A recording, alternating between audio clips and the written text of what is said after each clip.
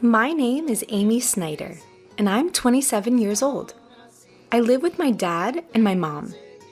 We've always lived together as a family of three. Ever since I was little, I've always looked up to my dad. He runs his own business, and it's always so busy. He's rarely home, but whenever he finds some spare time, he always comes back to see me. On his days off, he would spend most of his time with me.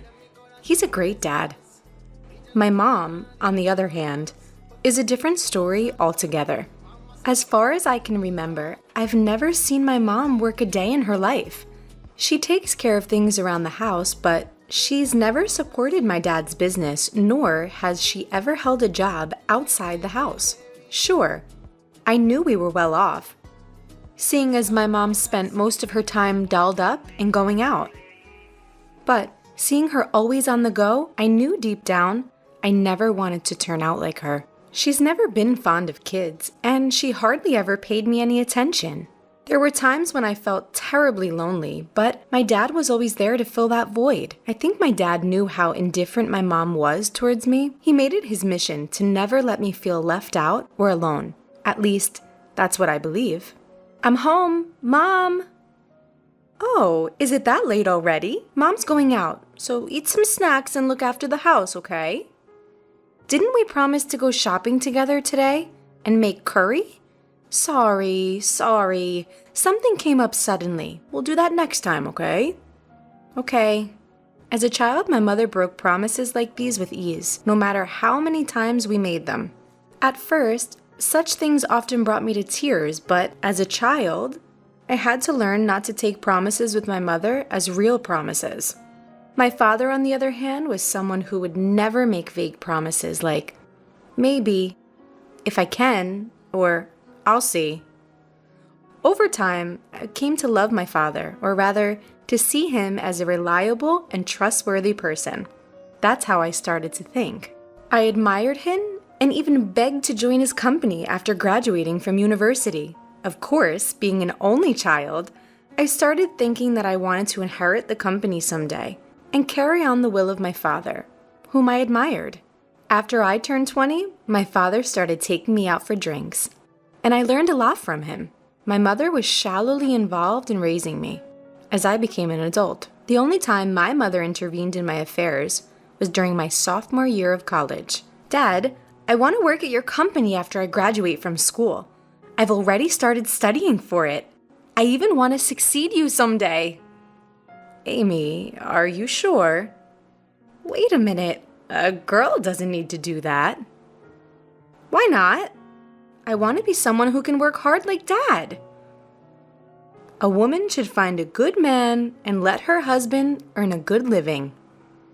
That was such a typical thing for my mother to say. I didn't think this person could understand anything I said. So, I didn't continue the conversation that day. I didn't want to live a life hanging on someone else's life like my mother. I had always strived to become a strong woman who would live on her own. For the rest of my college days, after that day, I studied hard. And I joined my father's company as soon as I graduated. I couldn't persuade my mother, but it seemed like she finally gave up in the end. If you want to live your life this way, that's fine with me, but you'll be the one who will have to suffer for not listening to your mother. If you are okay with that, then do as you please, she said. So I did as she told me. By joining my father's company in this way, the distance between my mother and me grew even deeper. On the other hand, I started spending more time with my father than before, and our bond got even stronger. Looking back now, I guess my mother wasn't too happy with this situation. When I joined my father's company, he put in a lot of effort to train me seriously. But there was a reason for that. My father was sick. It took him about half a year to introduce me to a lot of people and teach me about the job. And then, my father collapsed at our workplace. He was immediately taken to the hospital by ambulance. And for the next 5 years, he lived a life fighting his disease. Amy, how's the company doing? Is it running smoothly without your dad? It's really hard right now, but everyone is supporting me. I'm sure it will be fine because Dad trusted me with everything I need. Well, as long as that's the case, if you, a woman, take over as the second generation and cause the company to go bankrupt, it would be a real shame, so be prepared for that. Mom, you really don't have any interest or love for the company. You're only concerned about others' judgment. It's sad to hear you say that. When my father first collapsed, I often argued with my mom like this. My father would come to the company on his good days while going in and out of the hospital, gradually weakening over 5 years, and for the last year, he was almost bedridden. During the time when my father was still able to move, the last time he visited the company, he said this: "This company and its employees are very precious treasures to me, but I have to let go of my treasure. Dad, over the past few years, I've watched you work, Amy, and I think I can trust you with it. Can I ask you, please, protect this place. Protect everyone here. For me. I don't know if I can be like you, Dad, but I'll keep trying to get closer to you, who I've always admired. So you can rest easy." From that day on, the title of representative was passed on to me. I had been so busy that I barely had time to go home. Since my father was mostly in the hospital, I made time to go see him frequently. My mother did the bare minimum, like bringing him changes of clothes, but as far as I could see, she even seemed to find that bothersome. What does my mother think of my father? Does she not have any feelings or gratitude for him? Or any feelings of pity for a sick person? I couldn't help but feel sorry for my father. I recalled how hard he had worked for me when I was young.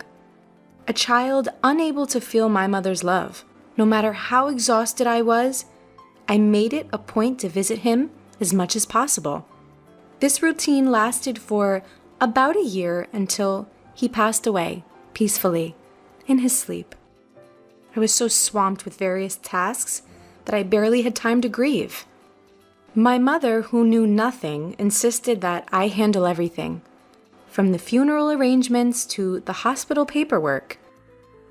Realistically, I didn't expect my mother, who had never done anything but stay home and play, to handle all of these procedures. So, I silently took care of everything. "Amy, the funeral's over. You've settled down now, haven't you?" My mother broached the subject the day after the funeral.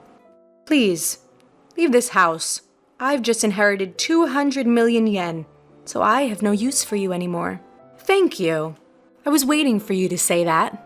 I had concluded that talking to her any further was pointless. Did she think it was okay to just have money and live a life of leisure? I had nothing but questions, but I decided to leave. The next day, I called the service and sold all my belongings related to me. My mother was utterly surprised at how quickly I had organized my departure. However, I had kept a secret from her. I didn't know why she claimed to have inherited 200 million yen, but my father had entrusted all the money matters to me, and I was the rightful inheritor. There wasn't a single penny left for my mother. My father had firmly requested this when he was still healthy. "Your mother doesn't understand anything about money management or spending. I want you to give her household expenses on a monthly basis. If she gets a large sum, she'll likely go bankrupt immediately. But I don't think she'll listen to me. If she complains, tell her you won't give her a single penny." "No way!" Just kidding. "But if you have trouble dealing with her, give her this." My father handed me an SD card. He said it contained a video letter from him to my mother. I never imagined that I would show her this, but judging from her recent attitude, I thought the day would come soon. My mother, alone in the spacious house after I left. I was expecting her to contact me soon, but she did so faster than I anticipated. "Come home, immediately." "Huh? What are you talking about? I'm working." "I just need to talk to you. Please, come quickly." She's so self-centered. With that thought, I headed to my childhood home with the SD card. As soon as my mother saw me, she started accusing me. You ran off with all of your father's inheritance, didn't you? I knew something was off since you left right away. Hand over your father's inheritance to me, now. How greedy can you be? You can't even act right as a mother. Who do you think you're talking to? I quietly handed her the SD card. What's this? Oh, I guess you don't even know how to watch this. Mocking her, I took out my laptop, inserted the SD card, and played the video. On the screen was my father, as healthy as he used to be. I wonder how my mother will react to this video letter. I left the room in silence. I had never seen my mother defy my father before. But how about now? After his death? Would my father's thoughts reach my mother? When I returned to the room, my mother, who had finished watching everything, was crying. I couldn't believe it. My mother was crying while watching a video of my deceased father. I was curious about the video my father left for my mother, but I didn't dare to watch it myself. So I had no idea why my mother was crying. Mom, are you okay? Yes, for now. I get it. I will follow your father's instructions and leave everything to you from now on. Please go home for today. Call me again when you've cooled down. I thought she probably didn't want me to see her in a vulnerable state, so I went home right away that day. How did my father silence my mother? I was full of questions. Almost a month went by without hearing from my mother. I started to worry and decided to visit my parents' house during my lunch break, but my mother wasn't home. That night, I went to see my mother again. The lights were on at the house, which relieved me. I'm sorry for dropping in suddenly. I came by this afternoon, but you weren't home, so I got worried. I'm sorry. I was out for my part-time job during the day. What? A part-time job? My mother, as far as I knew, was a person who would absolutely not work. Why did it come to this? Didn't you watch that video? That was a video letter addressed to you, so I didn't watch it. You can take it home. You should watch it too, Amy. Can I watch it? My mother handed over the SD card to me, saying, well then. I felt a bit frightened to learn what my father conveyed, observing my mother's unusual demeanor. I went back to the office and sat down at the desk my father used. Then, I played the video. Honey, if you're watching this, it means you've not been able to communicate with Amy. First of all, thank you so much for helping me raise Amy until now. Without you, I don't think I could have managed the company while bringing up Amy. I felt something was off about the way my father was speaking. The next moment, my father said something shocking. You've taken care of Amy, even though she's not your child, and I have nothing but gratitude for you, who stood by my side for so many years.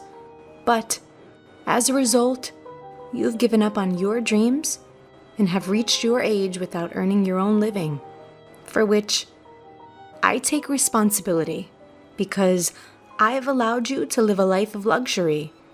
I'm sure you'll be in trouble when I'm gone. I'm not my mother's child? I was so surprised that I blurted it out.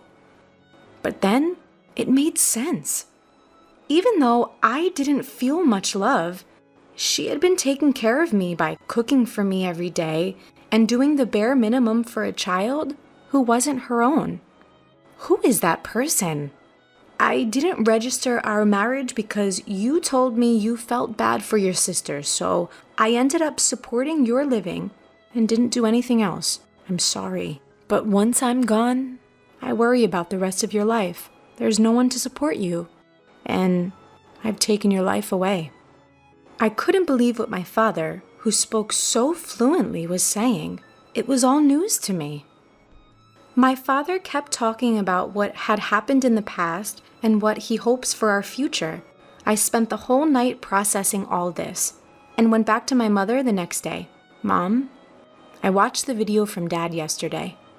You know it all now. I raised you because I was asked to. That's all. What happened to my biological mother? You are the child of my sister and your father. My sister died right after giving birth to you, and I told your distressed father that I would help raise Amy. I would become your mother. After hearing the story from my mother, I understood everything, even the parts I had imagined. My mother used to work in a diner, and my father used to go there to eat sometimes. My mother was lively and hardworking at that time, and her dream was to have her own diner. However, when she decided to become my mother, she gave up on that dream.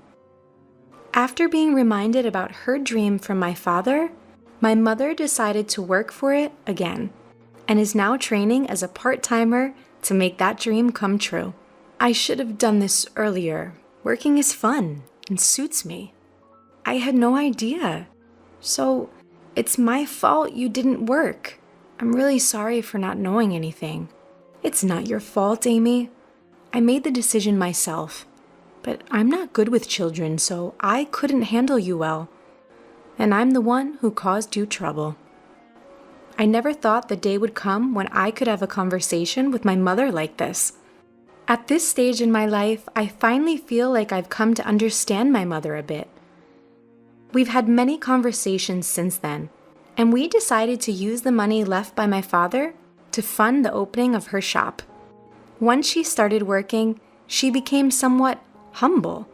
She was hesitant when the topic of funds for the shop came up, which would have been unimaginable not too long ago. While maintaining my regular job, I also helped with the opening of her diner, which led to me seeing my mother frequently. I attribute this newly forged relationship to my father. Regarding living expenses, she insisted on managing with her own income, not wanting to accept help from my father's inheritance. Promise me that you'll tell me if you're struggling. After all, Dad trusted me to take care of you. I'll be fine living on my own. It doesn't cost that much, but in terms of my diner's expenses, I'll be relying on you. Of course. I'm looking forward to it too, so do your best. After many years, we finally became a real family, and now we are living harmoniously. She is not my birth mother, and it might have just been the right time for me to learn this. Your diner's finally gonna open tomorrow. Your dream is coming true. Seeing you work so hard at that company reminded me of my own dreams when I was younger. I believe that's why I've made it this far. It's all thanks to you and your father. Thank you so much. Mom, promise me to always be my mom. Amy. From now on, let's get along even better than before. After all, we only have each other. That's true. Upon my father's death, the truth was revealed. I accepted the reality and decided to live on with just my mother and I. As I observed my mother's lifestyle, I thought about moving back to my hometown and living together with her again. I don't cook, so my mother is concerned of my poor diet and is supportive of me coming back. My father would probably be surprised that we're getting along so well. His house, company, and inheritance that he left behind. I'll protect them at all cost while continuing to get along with my mother. In order to become a real family, we visited the graves of my father and my biological mother, my mother's older sister, to give our daily life updates. After going through the process of adoption, I finally became registered as the daughter of my mother.